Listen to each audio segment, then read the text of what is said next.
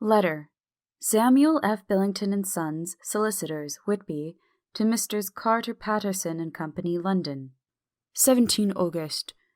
Dear Sirs, herewith please receive invoice of goods sent by Great Northern Railway. Same are to be delivered at Carfax, near Purfleet, immediately on receipt at goods station, King's Cross. The house is at present empty, but enclosed please find keys, all of which are labelled. You will please deposit the boxes, 50 in number, which form the consignment, in the partially ruined building, forming part of the house and marked A on rough diagram enclosed. Your agent will easily recognize the locality as it is the ancient chapel of the mansion. The goods leave by train at 9:30 tonight, and will be due at King's Cross at 4:30 tomorrow afternoon. As our client wishes the delivery made as soon as possible, we shall be obliged by your having teams ready at King's Cross at the time named, and forthwith conveying the goods to destination. In order to obviate any delays possible through any routine requirements as to payment in your departments, we enclose cheque herewith for £10, receipt of which please acknowledge. Should the charge be less than this amount, you can return balance. If greater, we shall at once send cheque for difference on hearing from you. You are to leave the keys on coming away in the main hall of the house, where the proprietor may get them on his entering the house by means of his duplicate key. Pray you do not take us as exceeding the bounds of business courtesy, and pressing you in all ways to use the utmost expedition. We are, dear sirs, faithfully yours. Samuel F. Billington and Son. Letter. Messrs. Carter Patterson and Company, London, to Messrs. Billington and Son, Whitby. 21 August. Dear Sirs, we beg to acknowledge £10 received, and to return cheque £1 17 shillings 9 pennies, amount of overplus as shown in receipted account herewith.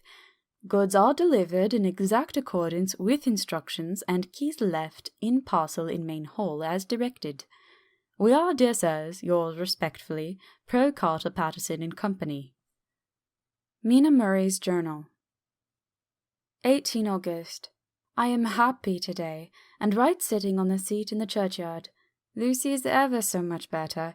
Last night she slept well all night, and did not disturb me once. The roses seem to be coming back already to her cheeks, though she is still sadly pale and wan-looking.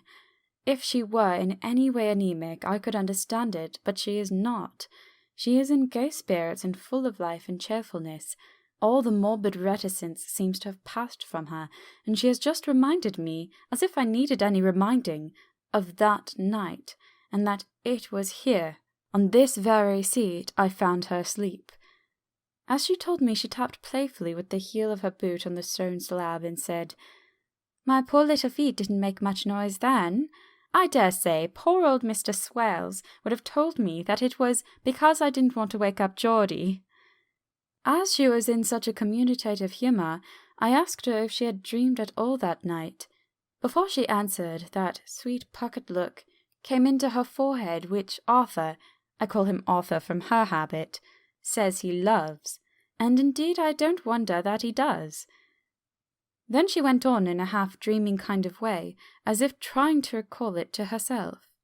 I didn't quite dream, but it all seemed to be real. I only wanted to be here, in this spot. I don't know why, for I was afraid of something. I don't know what. I remember, though I suppose I was asleep, passing through the streets and over the bridge. A fish leapt as it went by, and I leaned over to look at it, and I heard a lot of dogs howling. The whole town seemed as if it must be full of dogs all howling at once, as I went up the steps. Then I had a vague memory of something long and dark with red eyes, just as we saw in the sunset, and something very sweet and very bitter all around me at once. And then I seemed to be sinking into deep green water, and there was a singing in my ears, as I have heard there is to drowning men. And then everything seemed passing away from me. My soul seemed to go out from my body and float about the air.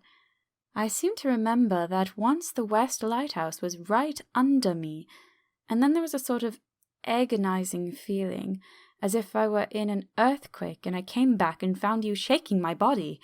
I saw you do it before I felt you." Then she began to laugh. It seemed quite a little uncanny to me, and I listened to her breathlessly. I did not quite like it, and thought it better not to keep her mind on the subject, so we drifted on to other subjects, and Lucy was like her old self again.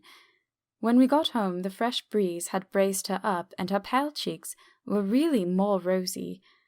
Her mother rejoiced when she saw her, and we all spent a very happy evening together. 19 August.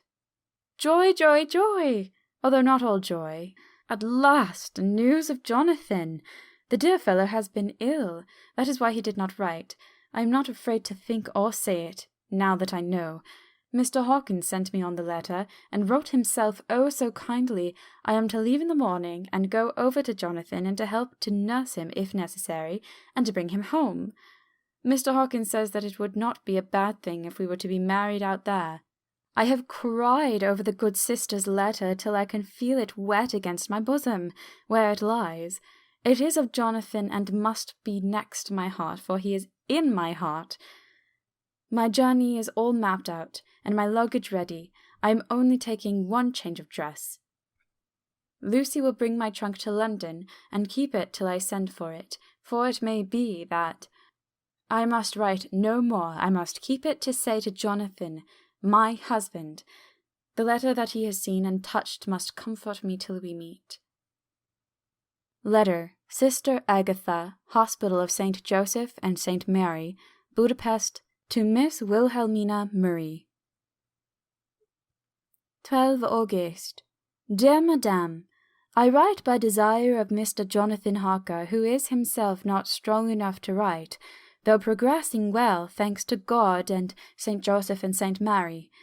He has been under our care for nearly 6 weeks, suffering from a violent brain fever. He wishes me to convey his love, and to say that by this post I write for him to Mr. Peter Hawkins, Exeter, to say, with his dutiful respects, that he is sorry for his delay, and that all of his work is completed. He will require some few weeks' rest in our sanatorium in the hills, but will then return. He wishes me to say that he has not sufficient money with him, and that he would like to pay for his staying here, so that others who need shall not be wanting for help. Believe me, yours with sympathy and all blessings, Sister Agatha. P.S. My patient being asleep, I open this to let you know something more. He has told me all about you, and that you are shortly to be his wife. All blessings to you both. He has had some fearful shock, so says our doctor, and in his delirium his ravings have been dreadful, of wolves and poison and blood, of ghosts and demons, and I fear to say of what. Be careful with him always, that there be nothing to excite him of this kind for a long time to come. The traces of such an illness as his do not lightly die away. We should have written long ago, but we knew nothing of his friends, and there was on him nothing that anyone could understand. He came in the train from Klausenberg, and the guard was told by the station master there that he rushed on to the station shouting for a ticket for home. Seeing from his violent demeanour that he was English, they gave him a ticket for the furthest station on the way thither that the train reached. Be assured that he is well cared for. He has won all hearts by his sweetness and gentleness. He is truly getting on well, and I have no doubt will in a few weeks be all himself. But be careful of him for safety's sake.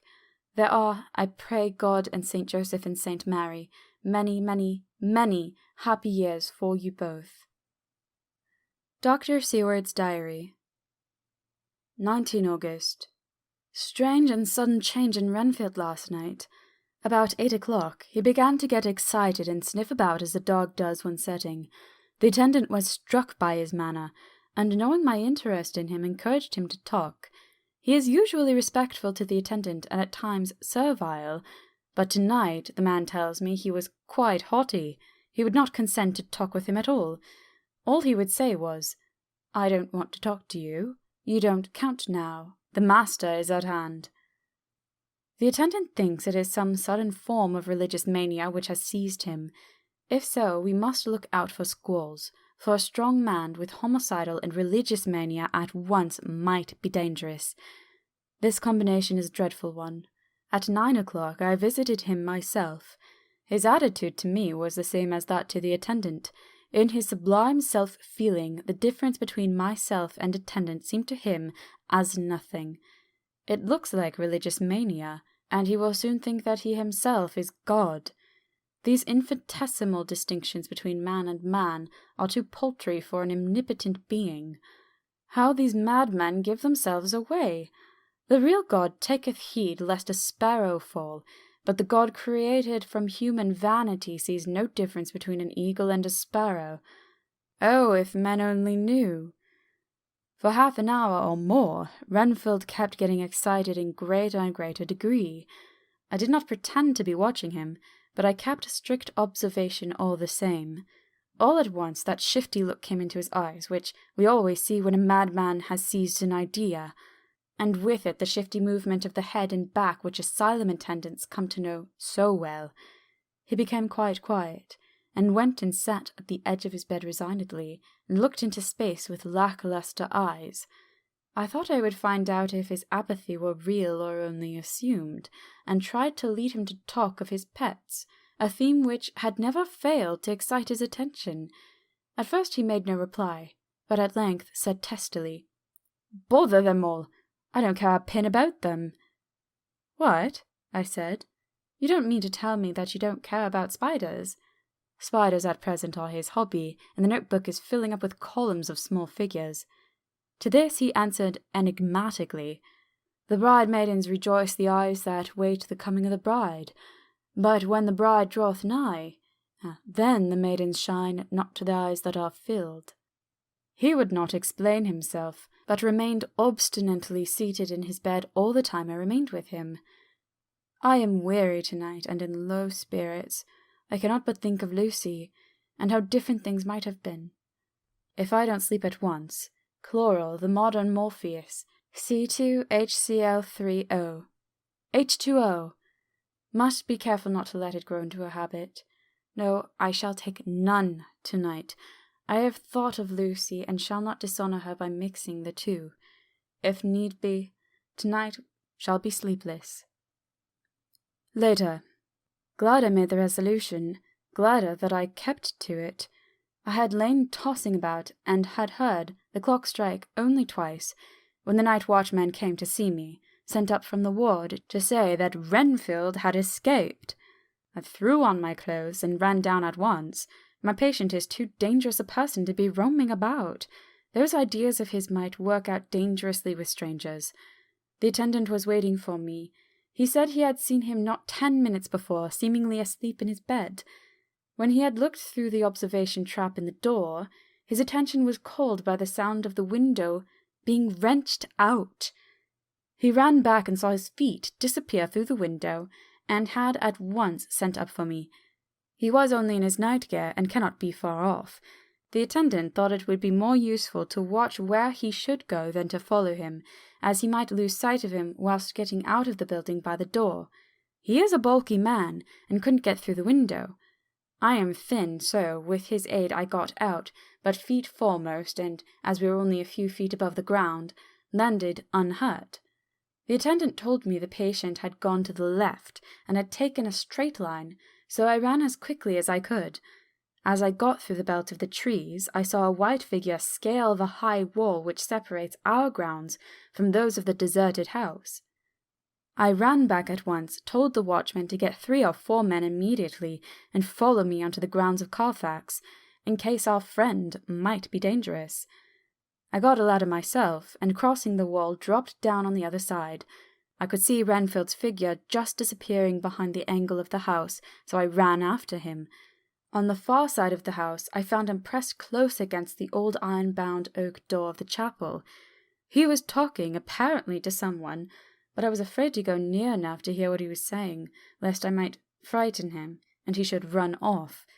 Chasing an errant swarm of bees is nothing to following a naked lunatic when the fit of escaping is upon him. After a few minutes, however, I could see that he did not take note of anything around him, and so ventured to draw nearer to him, the more so as my men had now crossed the wall and were closing him in. I heard him say, "I am here to do your bidding, master. I am your slave, and you will reward me, for I shall be faithful. I have worshipped you long and afar off. Now that you are near, I await your commands, and you will not pass me by, will you, dear master, in your distribution of good things?" He is a selfish old beggar anyhow. He thinks of the loaves and fishes even when he believes he is in a real presence. His manias make a startling combination. When we closed in on him, he fought like a tiger. He is immensely strong, for he was more like a wild beast than a man. I never saw a lunatic in such a paroxysm of rage before, and I hope I shall not again. It is a mercy that we have found out his strength and his danger in good time. With strength and determination like his, he might have done wild work before he was caged. He is safe now, at any rate. Jack Shepherd himself couldn't get free from the strait waistcoat that keeps him restrained, and he's chained to the wall in the padded room. His cries are at times awful, but the silences that follow are more deadly still, for he means murder in every turn and movement. Just now he spoke coherent words for the first time. "I shall be patient, master. It is coming, coming, coming." So I took the hint and came too. I was too excited to sleep, but his diary has quieted, and I feel I shall get some sleep tonight. End of Chapter 8. Recording by Corinne LePage.